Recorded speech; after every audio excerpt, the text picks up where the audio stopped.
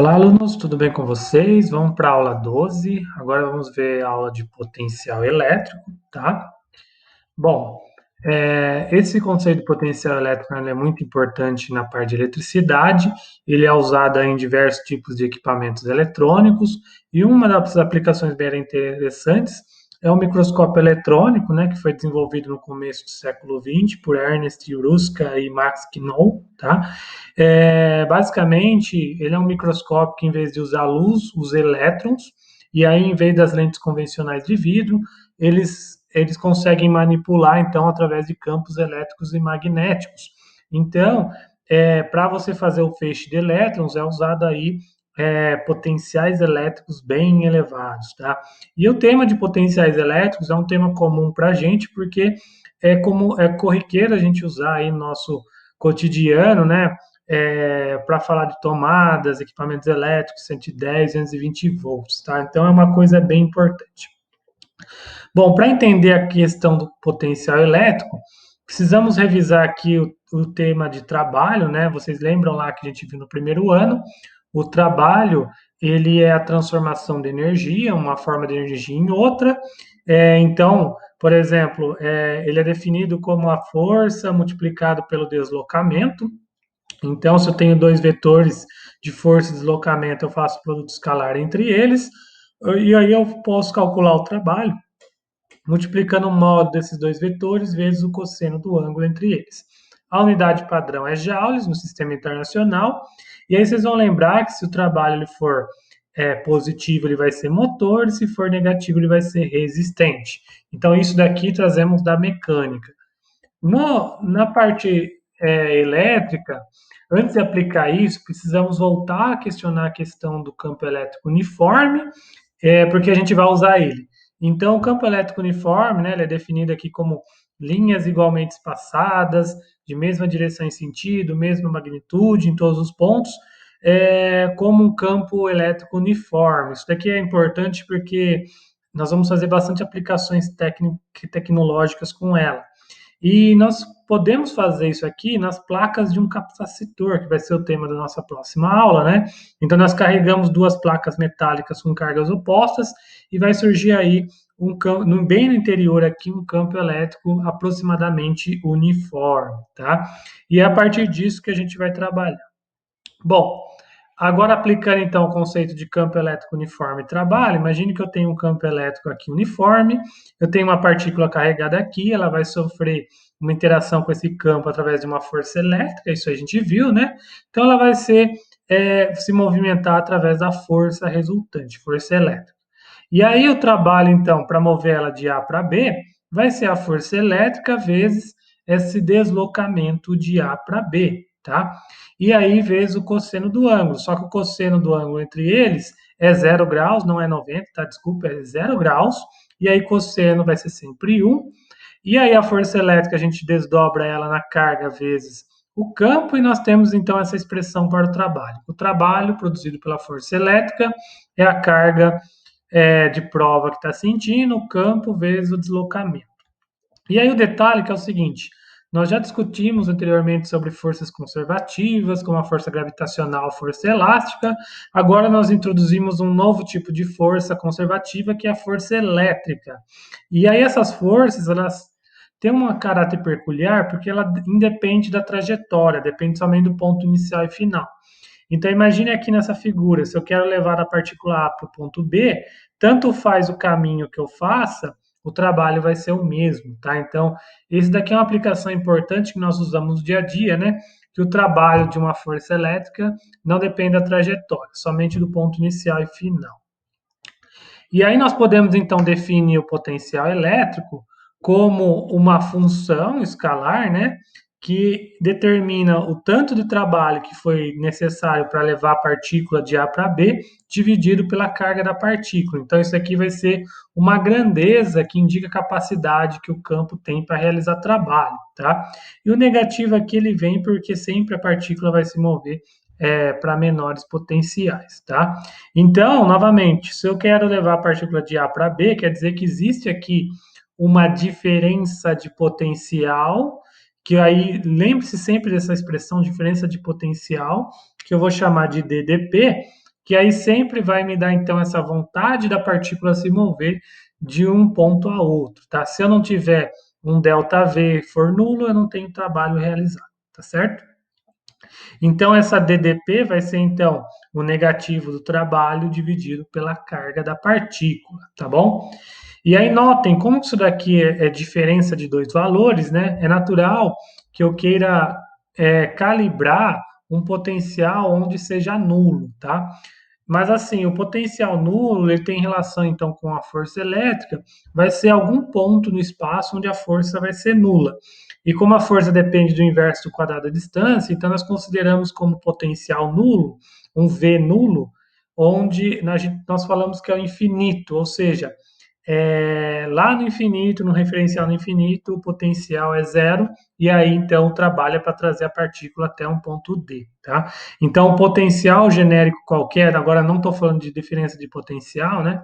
Seria o trabalho necessário para trazer uma partícula do lado infinito até um ponto A qualquer, tá bom?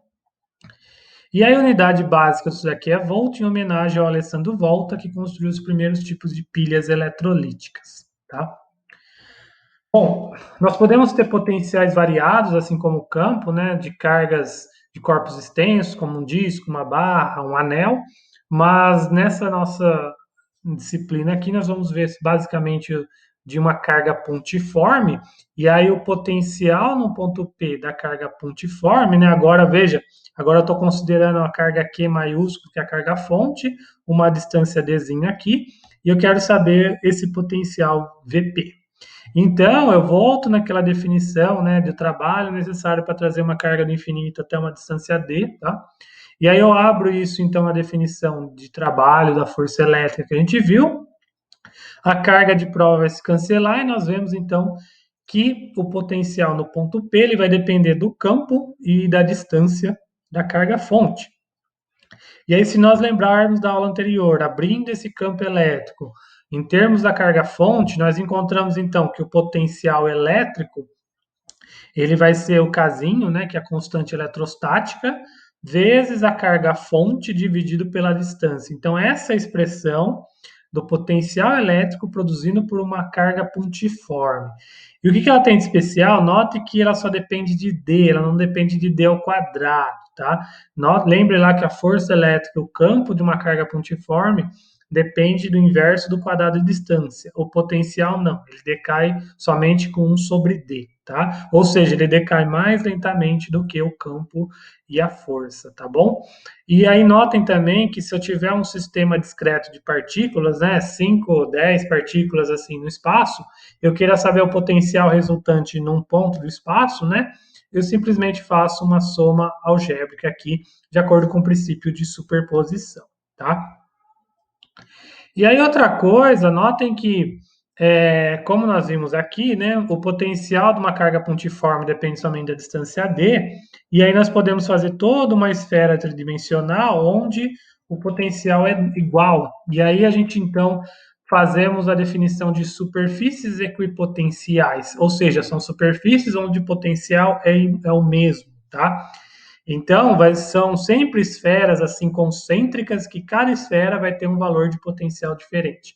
Isso sempre acontece para cargas pontuais, tá certo? E aí notem também que lembre que as linhas de campo elas são sempre radialmente perpendiculares a partícula, né? Então, sempre eu vou ter então as linhas de campo fazendo um ângulo de 90 graus com as superfícies equipotenciais, tá? Na verdade, essas duas linhas não existem, são linhas imaginárias, mas que dá uma interpretação física muito boa. E o mais legal aqui é o seguinte: eu só vou ter trabalho então quando eu tiver uma diferença de potencial. Lembre-se lá do DDP. Então, se a partícula se movimenta numa mesma superfície equipotencial, o trabalho é nulo. Então, ela não vai tender a se mover, ela só vai se mover quando for entre superfícies equipotenciais. Então, se ela for dessa linha para essa, eu vou ter um ΔV, então eu vou ter um trabalho efetivo realizado. E notem também que esse ΔV, a diferença de potencial entre duas linhas, né, depende do campo, que ele é uniforme, e da distância entre as linhas. Ou seja, então eu consigo, sabendo a diferença de potencial, eu consigo medir e a distância entre duas pontas, né, eu consigo saber então o campo elétrico e vice-versa, tá? E aí tem outra definição também, que a gente viu lá para a força gravitacional e a força elástica, que é a energia potencial, que é aquela energia que fica armazenada no objeto e ela pode ser transformada em energia cinética, por exemplo, né? Então, lembre-se, o trabalho ele sempre vai produzir variações de energia, e no caso aqui de uma força conservativa, vai ser na forma de energia potencial. Isso a gente viu lá em mecânica de teorema do trabalho, energia potencial, tá? Então, o trabalho ele vai ser a variação de energia potencial. Se eu considerar, então, o ponto onde o potencial é nulo, que é o repouso, eu vou ter, então, o trabalho sendo igual ao potencial no ponto B, tá? E aí, nós vimos lá que o trabalho é carga vezes a diferença de potencial, que no caso é somente o ponto V, o B. E aí nós chegamos, então, nessa última equação aqui de baixo, que mostra que a energia potencial elétrica ela depende do K, da constante eletrostática, das duas cargas, né, a carga de prova e a carga fonte, e dividido pela distância entre elas, tá? E notem aqui que essa energia potencial, então, ela fica armazenada no objeto, né, no caso a carga de prova, e ela vai se transformar em energia cinética fazendo a partícula se mover, tá certo? Bem semelhante aqui ao que a gente tinha visto lá em mecânica com energia cinética e potencial gravitacional. Aí outro ponto importante é que é o seguinte, a unidade do sistema internacional é joules, mas nós temos dois tipos de unidades suplementares. Por que acontece? Se nós estivermos no campo de física de partículas, ou seja, analisando o átomo, partículas carregadas bem pequenas, essa unidade Joule ela vai ser muito grande, então sempre vai aparecer aqui valores na ordem de 10 a menos 19. Então nós padronizamos uma unidade chamada electron-volt, que é a energia necessária para acelerar o elétron de 1 volt. Então nós consideramos um electron-volt como 1,6 vezes 10 a menos 19 joules, tá? Então aqui a gente vai usar bastante isso daqui. Porém, quando nós estivermos lá no terceiro bimestre, nós vamos analisar bastante transmissão de energia elétrica e consumo de residências, domicílios, cidades inteiras. Então, o Joule ele vai ser uma unidade muito pequena. Nós vamos sempre trabalhar com unidade de mega, gigajoules.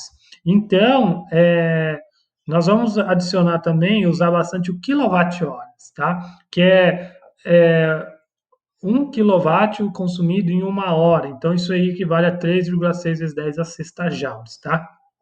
Então, lembre-se que são duas unidades suplementares que nós usamos em ocasiões diferentes, tá? E aí eu separei alguns exemplos, né? No primeiro exemplo eu tenho uma carga-fonte aqui de 3 microcoulombs, eu tenho dois pontos A e B, distantes de A e de B, que vale 0,3 e 0,9 metros. Primeiro eu quero saber o potencial elétrico de A e B, adotando o referencial no infinito. Então nós vimos lá de uma carga pontiforme, né, que o potencial ele depende dessa forma, o inverso de D. Então o casinho eu coloco 9 vezes 10 a nona, a carga da partícula aqui com o micro, né, 10 a menos 6, dividido por D, e eu chego num valor aí de 9 vezes 10 a terceira volts, ou 90 quilovolts, tá? Fazendo a mesma coisa para o B, só que agora eu vou colocar a distância B aqui de 0,9, eu chego num valor de 30 vezes 10 a terceira volts. Então, notem aí que cada ponto A e B estão no potencial diferente. E aí depois ele quer saber então o trabalho da força elétrica que atua nessa partícula de prova de 5 microcoulombs pela I de A até B. Então, lembre-se que o trabalho é o negativo de Q vezes a diferença de potencial, né? Então, a diferença é o ponto final menos o inicial, notem isso, e notem também que vai o negativo na frente. Se eu colocar, então, a carga de prova, 5 vezes 10 a menos 6, e a diferença de potencial, eu chego no valor 0,3 joules. E depois ele quer saber ao contrário, de B para A. A conta é a mesma, o que muda é o ponto final, que é VA, do ponto inicial, que é VB, e aí fazendo as contas eu chego em menos 0,3 joules. Note que o negativo, então, significa que a partícula não vai espontaneamente de B para A. Eu tenho que colocar uma energia externa para levar ela até lá. Tá certo? Então, tomem cuidado, principalmente com as unidades de medida, que tem que estar em metros, isso aqui pode aparecer em centímetros ou milímetros, e também os prefixos aqui de carga, tá? Não esqueçam deles. E aí um outro exemplo, no ponto P eu tenho um campo elétrico, o potencial é menos 1000 volts, eu coloco uma carga de prova de 3 microcoulombs, eu quero saber a energia potencial elétrica. Então lembre-se lá que energia potencial, agora estou falando de energia potencial e não potencial elétrico, né? Então eu quero saber o U, que vai ser a carga de prova vezes o potencial, colocando os valores, né? Não esqueça que é microcoulomb, eu chego no valor de menos vezes 10 a ter menos 3 joules, tá certo? E note que é joule, não é volt, porque eu estou medindo energia e não potencial. Potencial elétrico é em volts, ou energia potencial em joules, tá? E aí, como último exemplo, então eu tenho essa configuração de linhas de força, né, num campo elétrico uniforme, ele vale esse valor, o campo elétrico, e aí nós temos, então, cada superfície equipotencial aqui valendo 100, 90 e 80 volts. A distância D aqui ele não falou. Primeiro ele quer saber a distância D. Então eu tenho que pegar uma diferença de potencial e dividir pelo campo, a expressão que a gente tinha definido anteriormente. Eu vou pegar as linhas de 100 menos 90, né? E o campo vai ser constante. Eu chego então no valor 10 vezes 10 a menos 5 metros, tá? Cuidado com as unidades também, que aqui é em metros. Aí eu quero saber a DDP entre os pontos A e F, tá? A e F. Note que então a DDP ela só vai envolver as diferenças das linhas, então não é diagonal, tá? Porque o trabalho não depende do caminho, então é somente a diferença de linhas equipotenciais. Então vai ser 100 menos 80, porque o ponto F está no ponto 80 volts e o ponto A está em 100 volts. Então a diferença de potencial é 20 volts. E é volts porque é potencial elétrico, tá? E aí depois eu quero saber o trabalho para levar uma carga de 1 microcoulomb de A até C. Só que eu faço esse caminho aqui, tá? E notem, vou de A até D, de D até C, de C até F, F até C. A energia que eu gasto daqui, né, o trabalho que eu realizo aqui, eu ganho aqui. Então esses dois se cancelam. De G até F eu não tenho realização de trabalho porque eu estou na mesma linha, ou seja, o trabalho para levar de A a C depende somente das superfícies equipotenciais, tá?